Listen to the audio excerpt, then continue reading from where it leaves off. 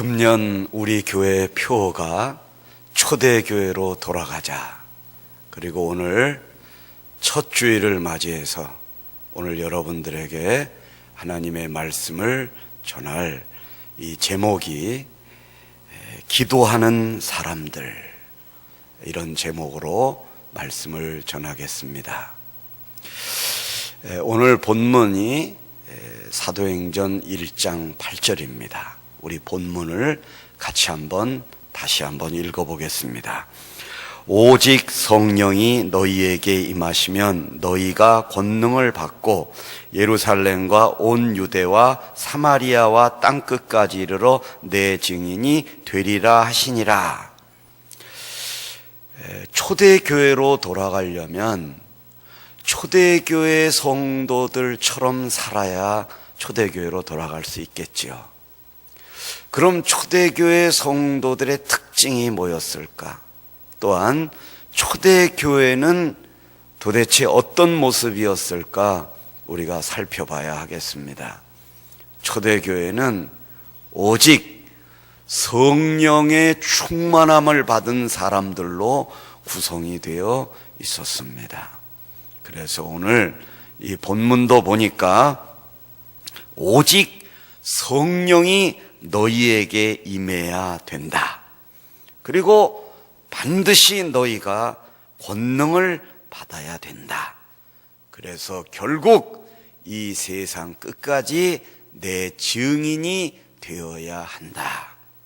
그러니까 성령이 우리 교회에 임해야 하고 또 우리가 권능을 받고 그리고 그렇게 되면 우리는 예수 그리스도의 증인이 되게 됩니다.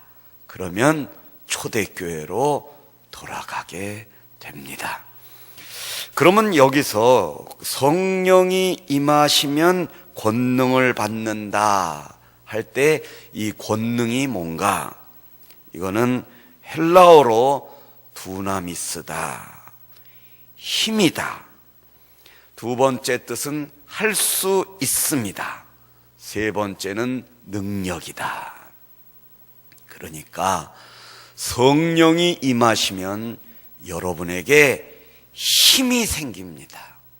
여기서 힘은 그냥 어떤 영적인 힘만을 가르치는 것이 아니라 사전을 찾아보니까 여러분이 밥을 잡숫고 힘을 내잖아요. 그 힘을 말하는 겁니다.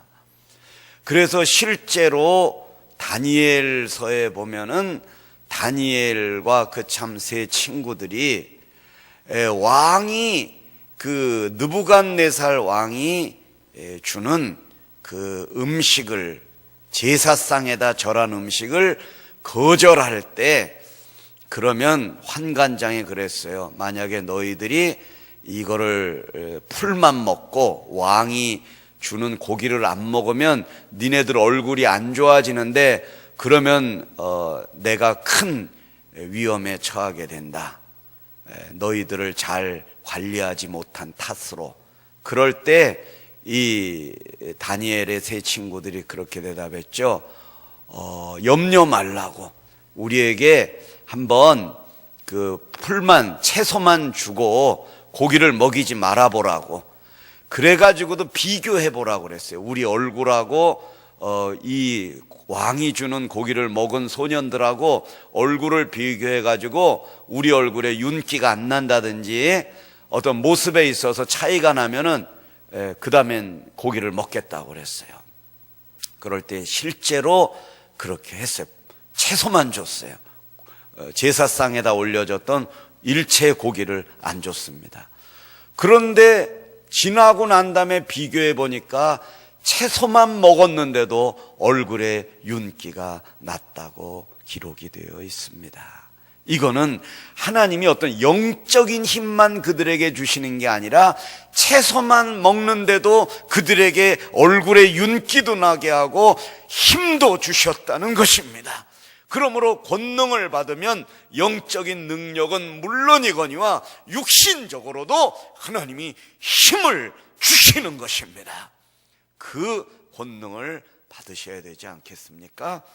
자, 오늘 이 본문을 이해하기 위해서 그 다음 절 사도행전 1장 9절을 같이 한번 읽어보겠습니다. 이 말씀을 마치시고 그들이 보는데 올려져 가시니 구름이 그를 가리어 보이지 않게 하더라. 누가 보는데 올리셨다고 그랬어요? 그들이 보는 가운데, 그들이 보는 데서 예수님이 이렇게 말씀하시다가 예수님의 몸이 땅에서 발이 띄어지기 시작하셨어요. 그래서 이렇게 우리랑 이렇게 대화를 하시다가 예를 들면 예수님이 이렇게 올라가는 거예요. 이렇게 올라가셔요. 올라가셔서 구름 사이로 들어가 나중엔 구름이 예수님을 가리고 더 이상 보이지 않게 되는 승천하시는 장면입니다. 그런데 예수님이 아무도 없으신 데서 승천하시지 않으시고 그들이 보는 데서 승천하셨습니다. 그들이 누구냐? 초대교회를 구성하는 사도들이었습니다. 이 사람들이 주축이 되어가지고 초대교회가 세워지게 됩니다. 그래서 하나님이 그들을 아주 강조해 주십니다. 사도행전 1장 10절입니다. 올라가실 때에 제자들이 자세히 하늘을 쳐다보고 있는데 흰옷 입은 두 사람이 그들 곁에 서서. 그들은 누구라고 또 구체적으로 말씀해 주십니까? 제자들이다. 11제자. 가롯 유다는 예수님을 버리고 배반하고 회개하지 않아가지고 결국 자살하게 되지요. 창자가 다 터져가지고 죽어버렸죠. 그 사람 빼고 11제자가 자세히 하늘을 쳐다보고 예수님이 하늘로 이렇게 올라가시는데 이렇게 하늘을 보고 있었어요. 누가 보고 있었다고 그랬어요? 그들이 누구예요? 제자들이. 자, 또 이 제자들에 대해서 또 구체적으로 설명을 해 주십니다. 11절을 한번 보시겠습니다. 올라가실 때에 이르되 갈릴리 사람들아 어찌하여 서서 하늘을 쳐다보느냐? 너희 가운데서 하늘로 올려지신 이 예수는 하늘로 가심을 본 그대로 오시리라 하였느니라. 이제 제자들을 더 구체적으로 설명해 주십니다. 뭐예요? 갈릴리 사람들이라고 그랬습니다. 여기서 여러분 하나님의 이 마음을 읽으실 수 있어야 되겠습니다. 그들이라고 그러셨다가 또 제자들이라고 더 구체적으로 갈릴리 사람들이라고 그러셨습니다. 갈릴리 사람들을 강조하신 이유가 뭘까요? 별 볼 일 없는 사람들이었다 이겁니다. 갈릴리 사람들은 시골 사람들이었습니다. 어부였습니다. 농부였습니다. 예를 들면 광부였습니다. 일용직 노동자였습니다. 물론 이분들이 하찮은 사람들이라는 뜻이 아닙니다. 여러분, 이렇게 학력과 상관없고 어렵게 하루 벌어서 하루 먹고 살아가는 그런 사람들이 갈릴리 사람들이었습니다. 그런데 하나님이 여기서 갈릴리 사람들아 이렇게 말씀하신 것은 나중에 기록된 이 말씀을 읽는 우리들을 향하여 갈릴리 사람들을 내가 택했다, 내가 그들에게 권능을 줬다, 이걸 강조하시기 위한 하나님의 사랑입니다. 너희들도 어렵고 힘들고 어렵게 살아가느냐? 염려하지 마라. 나의 승천하는 모습을 본 영광스러운 나의 종들은 다 갈릴리 사람들이었음을 잊지 말아라. 할렐루야. 여러분, 그러면 이제 이 사람들이 성령의 권능을 어떻게 어디서 받았는가? 사도행전 2장 1절을 보시겠습니다. 오순절 날이 이미 이름에 그들이 다 같이 한 곳에 모였더니, 한 절을 더 볼까요? 2장 4절. 그들이 다 성령의 충만함을 받고 성령이 말하게 하심을 따라 다른 언어들로 말하기를 시작하니라. 여기서 뭐 하늘에서 강하고 급한 바람이 불의 혀같이 갈라져, 이거 내용이 있습니다. 요거를 일단 접어놓고요. 어떻게 성령의 충만함을 받았습니까? 불의 혀같이 갈라지는 성령의 권능이 언제 내려오셨습니까? 보니까 다 같이 한 곳에 모였더니 그 다음에 하늘에서 그런 성령의 모습이 내려오셨습니다. 그래서 여러분 이걸 아셔야 돼요. 막 찬송 손뼉 치면서 부르다가 성령이 임한 게 아니에요. 막 부흥회 하다가 막 불 받아라 막 부흥사가 막 설교하다가 이게 성령의 불이 떨어진 게 아닙니다.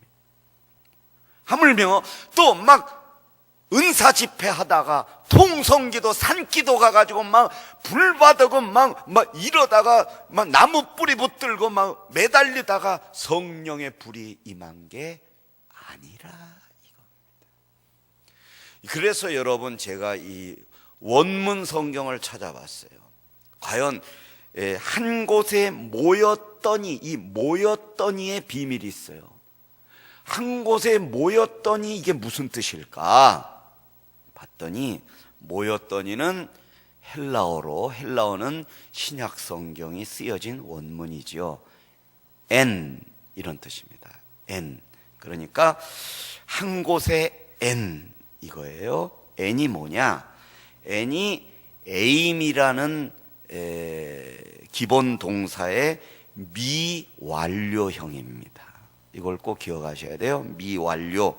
미완료는 안 끝나고 계속 되는 걸 말합니다. 여러분, 내가 있다라는 뜻이에요. 그러니까 이걸 우리가 해석하면은 오순절날이 이미 이름에 그들이 다 같이 한 곳에 내가 있을 때에, 여기서 내가는 예수님이 아니라 거기에 있는 그 사람, 여기에 오신 여러분, 여러분이 여기에 그냥 있다, 존재하다 이런 뜻입니다. 비동사가 나는 이다, 있다. 그러니까 이 사람들이 한 게 아무것도 없다는 겁니다. 그냥 오순절 다락방에 모이라고 그래가지고 가가지고 가만히 앉아 있었어요. 그런데 성령의 불이 내려왔습니다. 이건 무슨 의미가 있습니까? 우리가 하는 게 아무것도 없다. 하나님의 권능은 절대적으로 하나님이 하시는 거다. 믿습니까, 여러분?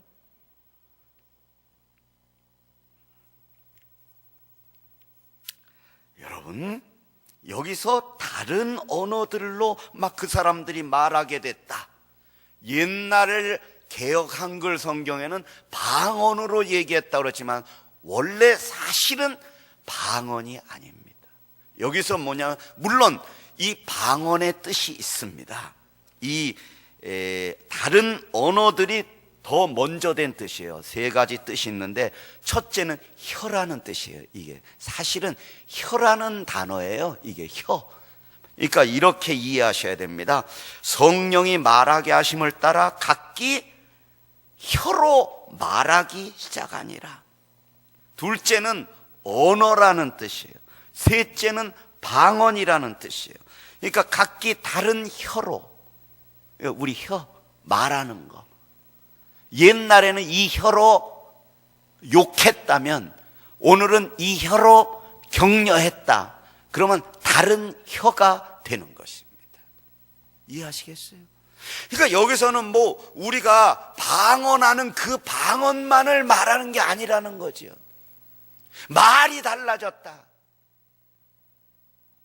옛날의 언어는 죽은 언어를 사용했다면 이제는 생명 있는 언어를 사용했다. 옛날에는 저주하는 언어를 사용했다면 이제는 축복하는 말을 사용했다. 이게 다른 언어입니다. 성령을 받고 내 말이 달라지는 것입니다. 할렐루야. 물론 이 다른 혀로 말하는 사람들 가운데는 여러분들이 하시는 방언으로 말을 하게 하신 그것이 대부분입니다, 사실은. 자, 야고보서 1장 26절을 읽어보겠습니다. 누구든지 스스로 경건하다 생각하며 자기 혀를 재갈 물리지 아니하고 자기 마음을 속이면 이 사람의 경건은 헛것이라. 성령 받은 게 아니다, 이런 뜻이죠. 혀에 재갈을 물려라. 방언하는 게 중요한 게 아니다. 은사가 중요한 게 아니라 이거. 네 능력이 중요한 게 아니라, 네 재능이 중요한 게 아니라 이거예요. 성령의 충만함을 봐. 네 혀에 재갈을 물려라, 이겁니다. 그래서 네 말 하지 말고 하나님이 주시는 말을 해라, 이겁니다. 자, 베드로전서 3장 10절입니다. 그러므로 생명을 사랑하고 좋은 날 보기를 원하는 자는 뭐예요?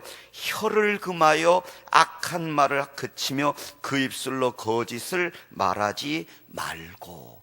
여기 혀가 사도행전 2장에 쓴 방언 그것 같은 단어예요. 그러니까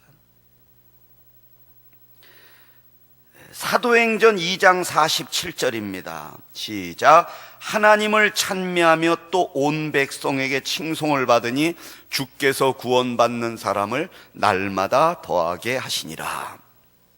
초대교회가요, 이 성령 받은 다음에 나타나는 열매가 뭐였냐면 하나님을 찬미하고 그러다 보니까 온 백성에게 칭송을 받았어요. 온 백성에게 칭송을 받은 이유는 설교를 잘해서 아니고, 간증을 잘해서 아니고, 찬양대를 잘해서 아니고, 봉사를 잘해서가 아니라 하나님을 찬미하는 모습을 보고 사람들이 칭송했습니다. 그렇죠. 무슨 말씀인지 아시겠죠? 자, 우리 마태복음 27장 44절을 한번 읽어보겠습니다. 함께 십자가에 못 박힌 강도들도 이와 같이 욕하더라. 우리가 알기로는 예수님 십자가에 달리실 때 오른쪽 왼쪽 두 사람이 강도가 같이 십자가에 못 박혔습니다. 매달렸어요. 예수님은 죄가 없으신데 십자가를 지셨지만 두 강도는 살인죄를 져서 십자가에 못 박혔습니다. 그런데 한 사람은, 우리가 알기로는 한 사람은 예수님을 끝까지 욕했고요, 한 사람은 회개하고 그 사람을 꾸짖었죠. 우리는 마땅히 살인죄를 져서 십자가에 죽지만 저 사람은 내가 보니까 죄가 없다. 당신의 나라에 임하실 때에 나를 기억해 주시옵소서. 그럴 때 예수님이 그러셨죠. 오늘 내가 나와 함께 낙원에 있으리라. 그러니까 한 사람은 천사 같은 강도였고 한 사람은 진짜 악마 같은 강도로 남았죠. 그러나 하나님이 오늘 우리에게 하시는 말씀은 함께 십자가에 못 박힌 강도들도 이와 같이 욕했다. 끝까지 욕했다. 사실 엄격하게만 끝까지는 아니죠. 몇 초 전까지 욕했다. 그거 제가 보여드리겠습니다. 누가복음 23장 43절과 44절, 그러니까 앞절과 뒷절입니다. 이거 붙어 있는 거예요. 읽어보겠습니다. 예수께서 이르시되 내가 진실로 네게 이르노니 오늘 네가 나와 함께 낙원에 있으리라 하시니라. 때가 제60쯤 되어 해가 빛을 잃고 온 땅에 어둠이 임하여 제9시까지 계속하며, 제6시는 우리나라 시간으로 낮 12시입니다. 이거 6시, 제9시 우리나라 시간으로 이렇게 시간 차이가 납니다. 그러니까 여기 6시는 정오, 대낮, 6시가 중요합니다. 이걸 기억하세요. 내가 함께 낙원에 있으리라 말씀을 해주실 때가 제6시쯤이었다 이거죠. 그죠? 자, 그러면 우리 마태복음 27장 44절과 45절 붙어 있습니다. 이것도 시작. 함께 십자가에 못 박힌 강도들도 이와 같이 욕하더라. 제6시로부터 온 땅에 어둠이 임하여 제9시까지 계속되더니, 두 사람이 다 욕했던 시간도 제6시였다는 걸 하나님이 분명히 강조해 주시지 않습니까? 이거는 무슨 말이냐? 다 욕했다. 그 사람이 멋있게 나한테 고백을 했는데, 너 이 사람은 아무 죄가 없다, 당신의 나라에 임하실 때에 나를 기어가서서 이 멋진 말을 해서 내가 낙원에 데리고 갔는데, 그 사람 박수 받을 정도는 아니다. 왜? 그 6시 때까지 욕했다가 6시에 회개했다. 이거는 뭘 말합니까? 1분 전 아니면 몇 초 전 그때 회개했다는 것입니다. 회개하고 회개에 합당한 생활 하나도 못했습니다. 당신의 나라에 나를 기억해 주셔서 네가 오늘 나와 함께 낙원에 있으리라고 예수님은 이제 해도 빛을 잃고 거기다 매달려 계시다가 그냥 숨이 지셨고, 그 강도도 거기서 괴로워하다가 죽은 겁니다. 이미 손에 못이 박혀 있어서 회개하고 회개의 삶을 살지 못했습니다. 그렇게 멋있는 사람이 아니었습니다. 죄인이었습니다. 죄 짓다가 그냥 회개만 하고 죽은 겁니다. 그래도 하나님이 그를 낙원에 데리고 가신 것은 전적인 하나님의 은혜라는 것입니다. 자, 마가복음 14장 37절입니다. 시작. 돌아오사 제자들이 자는 것을 보시고 베드로에게 말씀하시되, 시몬아 자느냐? 네가 1시간도 깨어 있을 수 없더냐? 이건 베드로 한 사람을 면박을 주시는 게 아니라 초대교회의 주축을 이뤘던 사도들을 향하여 던지시는 경고의 말씀이었습니다. 한시도 깨어 기도하지 못하는 니네들이 바로 사도가 된 거다 이거예요. 마가복음 14장 50절입니다. 제자들이 다 예수를 버리고 도망하니라. 기도도 없고 예배에도 안 나오고 주일날도 어디 결혼식 있으면 가고 친척집 행사가 있으면 가고 주일날 어디서 누가 오라 그러면 또 가고 다 도망가고. 사도행전 1장 13절 14절을 읽겠습니다. 들어가 그들이 유하는 다락방으로 올라가니 베드로, 요한, 야고보, 안드레아, 빌립, 도마와 바돌로메, 마테와 및 알페오의 아들 야고보, 셀로신 시몬, 야고보의 아들 유다가 다 거기 있어. 예수님의 12 제자를 말씀하는 거죠. 근데 가론 유다는 빠졌죠. 여러분, 가론 유다 같이 되지 맙시다. 가론 유다요, 사도 중에 아주 양심이 제일 바른 사람이었습니다. 그래서 예수님이 회개를 맡기셨어요. 3년 동안. 그러니까 우리 교회에서도 회개를 맡으신 분들은요, 우리 교회에서 가장 양심이, 물론 다른 분들도 양심이 바르시지만 이 돈 문제에 대해서 돈 계산도 잘 하시지만 저분에게 이걸 맡겨도 1원짜리 하나 착오가 없게 하겠다, 그럴 때 맡기지 않으십니까?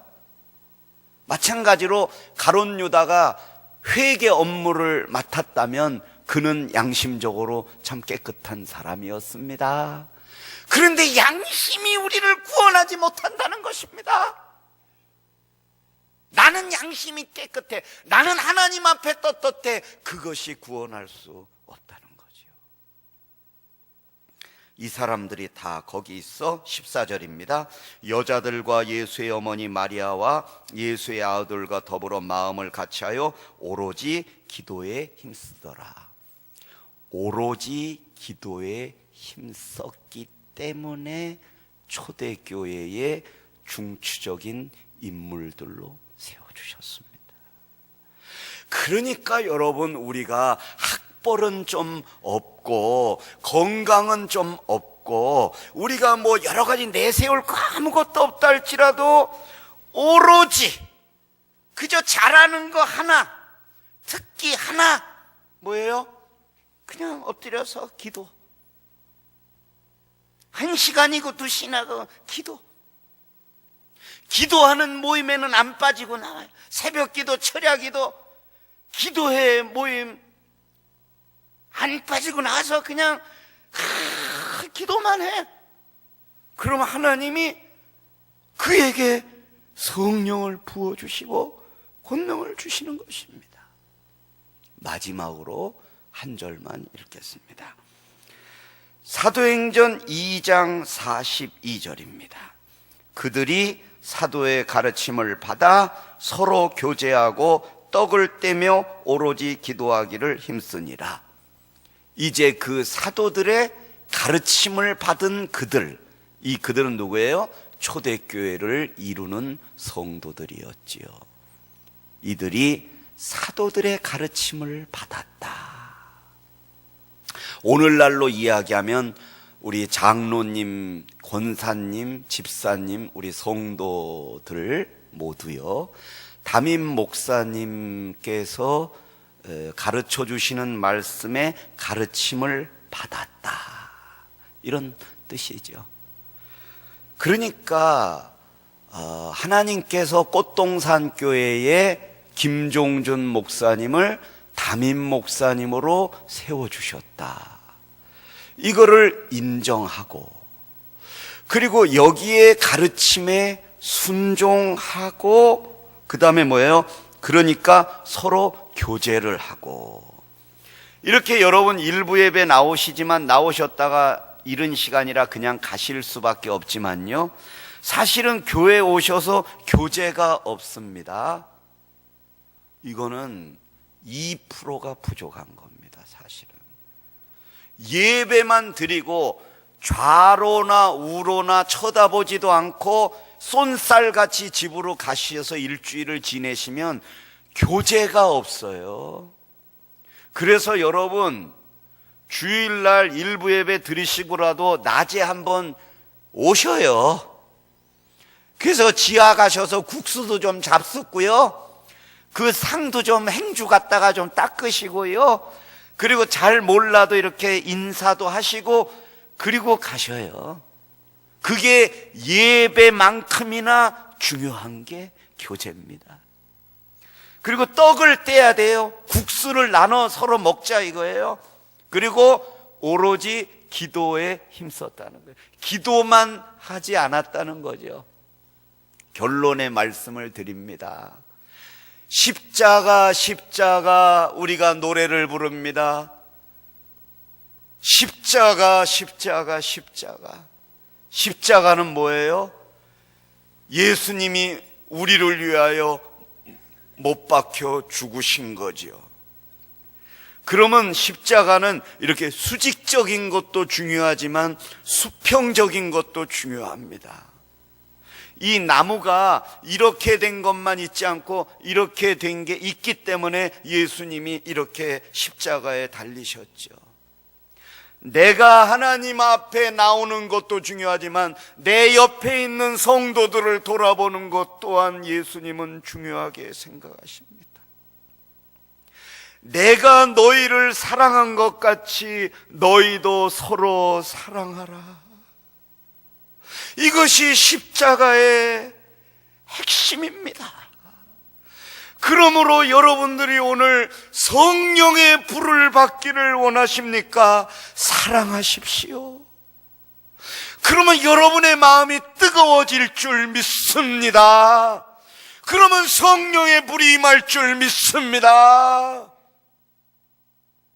그런 마음으로 오늘 우리가 성찬식에 참여하게 되는 것입니다.